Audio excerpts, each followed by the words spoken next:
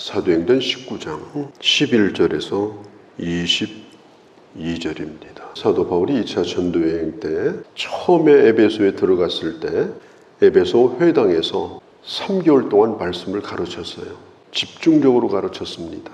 그 가운데 몇 사람이 예수를 믿게 되었는데 유대인들 가운데 어떤 사람들이 선동을 해가지고 바울이 말씀을 더 이상 전하지 못하도록 방해를 하게 됩니다. 그래서 바울이 할 수 없이 회당에서 나오게 됩니다. 예수를 믿게 된 몇 사람을 데리고 나오게 돼요. 다시는 회당에 들어가지 아니하고 두란노라고 하는 사람이 운영하는, 요즘으로 말하면 학당 혹은 옛날식으로 말하면은 그 훈장들이 가르치는 그런 집 같은 거, 이제 그런 곳이에요. 아마 두란노라는 사람이 그 지역에서는 그런 학문을 가르칠 수 있는 그런 아마 훈장과 같은 사람이었던 것 같습니다. 그래서 그 집을 그냥 아무개 선생 댁, 아무개 선생의 집 이렇게 해서 두란노 서원이라고 불렀던 것 같아요. 사도 바울이 그곳을 세를 냅니다. 교실이 비어있는 동안에 비어있는 틈을 타서 세를 내가지고 말씀을 가르치기 시작해요. 바울의 이게 전략입니다. 회당에 있을 때는 공개적으로 선포하고 또 간절한 마음으로 믿도록 설득을 했는데 이제는 그 믿는 몇 사람을 데리고 방에서 모아가지고 그들을 훈련시키기 시작합니다. 2년 동안을 그렇게 가르쳤어요. 사람을 키우는 일을 한 것입니다. 나이테를 먹어야 돼요. 세월이 지나가야 됩니다. 오동나무도 그렇고 참나무도 그렇고 하루아침에 어느 날 갑자기 개과천선해가지고 신령한 사람이 되고 실력가가 되고 영적으로 능력 있는 사람이 되는 게 아닙니다. 회당에서 바울의 전도를 받고 예수를 믿은 사람들이 바울에게 2년 동안 집중적으로 훈련을 받으면서 그때 비로소 에베소에서 열매가 나타나기 시작합니다. 특별히 우리가 기억할 것은 바울이 말씀 사역을 집중적으로 했을 때 그때의 하나님의 말씀이 죽은 말씀이 아니고 살아있는 말씀이라고 하는 증거가 나타났어요. 그게 11절부터입니다. 11절에 하나님이 이렇게 말하죠. 바울을 통하여 역사하는데 각종 병자가 그의 손을 통해서 고침을 받게 됩니다. 심지어 그가 천막을 만들 때 앞에 두르고 있던 앞치마도 그것만 집어던져도 그걸 손으로 잡는 사람들이 병고침을 받게 돼요. 심지어 바울이 지나가면서 그냥 건드리기만 해도 성령의 역사가 임합니다. 우리 예수님도 똑같은 방법이었죠. 예수님도 마태복음 5장, 6장, 7장에 보면 집중적으로 말씀을 가르쳤잖아요. 그때는 병자도 안 고쳤어요. 그렇게 하다가 이제 8장으로 넘어가면서부터 그때 백부장의 그 하인을 고치면서 기적을 행하기 시작합니다. 말씀을 전하시고 그 말씀은 사람들을 그냥 교훈하는 교양이 아니고 살아계신 말씀이라는 것, 들려지는 말씀이 눈으로 보여지는 말씀으로 역사된다는 것, 그걸 드러내시는 게 예수님의 방법이고 또 바울의 사역도 그랬습니다. 2년 동안 집중적으로 말씀을 가르치니까 그때 하나님께서 바울을 통해 그 말씀을 증명해 주시는 증거를 보여주신 거예요. 그런데 이걸 보면서 13절에 보면 마술을 행하는 어떤 유대인이 시험 삼아가지고 바울을 좀 흉내를 내려고 했습니다. 자칭 제사장이에요. 여기 에베소에 유대인의 제사장이 없습니다. 그냥 어쩌면 무당과 비슷한 스스로 제사장이라고 하고 다니는 그런 사람이 있는데 스게너와 그의 7 아들들입니다. 이들이 뭐하는 사람이냐? 마술을 행하는 사람이에요.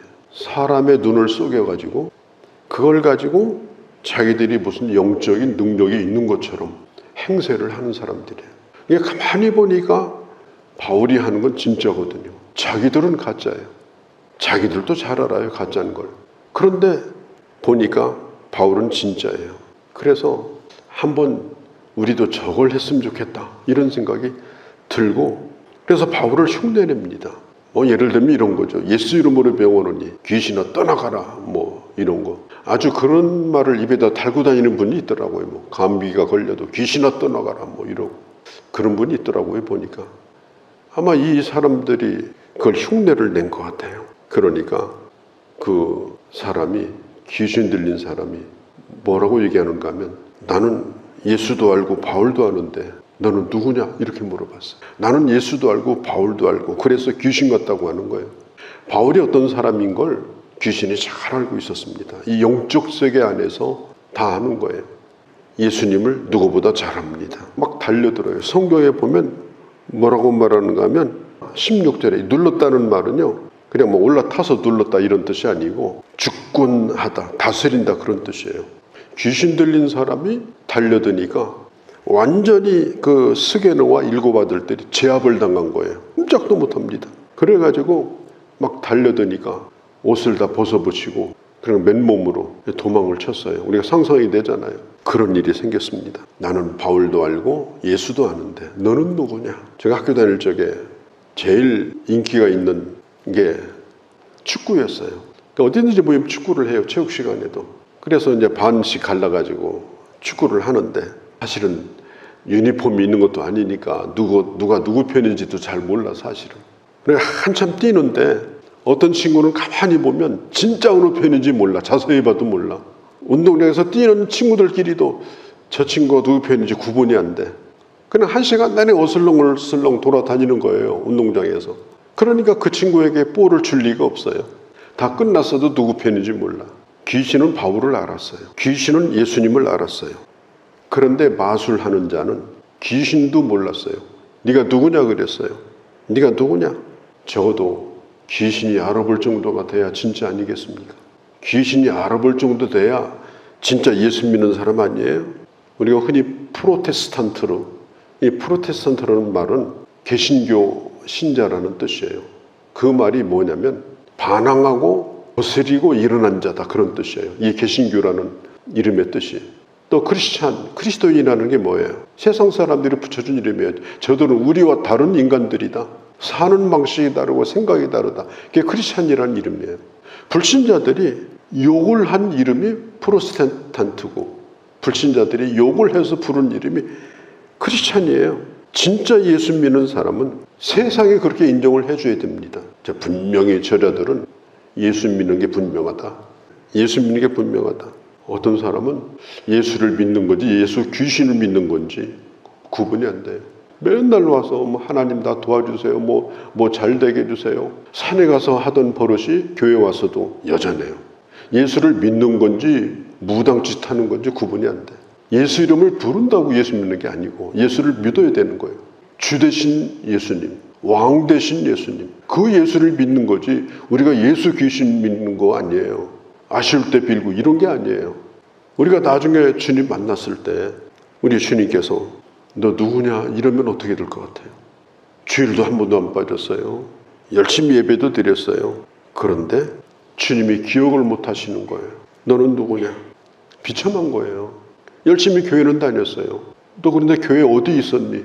내가 너 교회 있는 거 내가 못 봤는데 구경꾼으로 왔다 간 거예요. 아쉬우니까 왔다 간 거예요. 흔적이 없어요. 이게 정말 비참한 겁니다. 우리가 예수 믿는 건 주님도 아시고 세상도 알아야 정상입니다. 예수 안 믿는 사람도 우리를 볼 때 욕을 하면서도 저 친구는 진짜 예수 믿는 사람 맞아라고 욕을 해대야 그게 예수 믿는 거예요.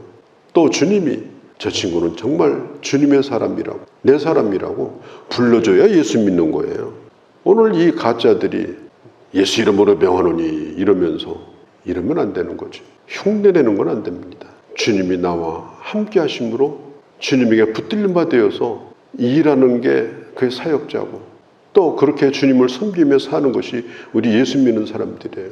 거룩한 목소리를 내고 다닌다고 흉내내고 다닌다고 물러갈지어다 이런다고 되는 게 아닙니다. 주님이 하셔야 되는 거예요. 나를. 귀신도 나를 인정해 줘야 돼요. 하나님이 함께 하심을. 그런데 17절에 보니까 이런 일들을 통하여 어떤 결과가 나타났느냐? 하나님이 영광을 받으셨어요. 참 하나님 신기하신 분이에요. 지금 이 마술사들, 이 미친 자들이 하나님께 영광 돌린 거 아니잖아요. 그런데 결국은 하나님이 스스로 영광을 받으시는 겁니다. 18절에 보니까 믿은 사람이 회개했어요. 예수 믿는 사람이 회개했어요. 왜 그랬을까요? 예수 믿으면서도 그때 당시 이 에베소 우상을 섬기고 있는 사람들이 있었어요. 몰래. 예수 믿으면서도 뒤에 가서 귀신 섬겼어요. 그러니까 예수 믿는 사람도 뒤에 가서 그걸 하는 거예요. 부적 붙이고 다니고 우상 섬기고 다니고 하는 거예요. 그런데 이걸 딱 보니까 이게 가짜예요. 귀신은, 이것은 섬기는 것은 잘못된 거다. 그래서 그들이 회개를 하고 뭘 했느냐, 그동안에 귀신 섬길 때 쓰던 책들, 우리나라로 말하면 토정비결책 이런 겁니다. 그런 걸 전부 다 끄집어내 가지고 산더미처럼 쌓아놓고 불태웠는데 무려 5만이나 되더라. 일이 뭐냐면 장정 하루 품삯이에요. 장정이 5만 일을 해야, 그러니까 한 200년, 한 사람이 200년 일하고 받는 품삯이 어마어마한 돈이에요. 그 책을 산더미처럼 쌓아놓고 거기다 불을 질러버렸어요. 저는 참 신기한 것이 이 마술하는 책이 그때 비쌌을 거예요. 그런데 누구도 그 책을 뒀다가 헌책방에 가서 팔아먹지 않았어요.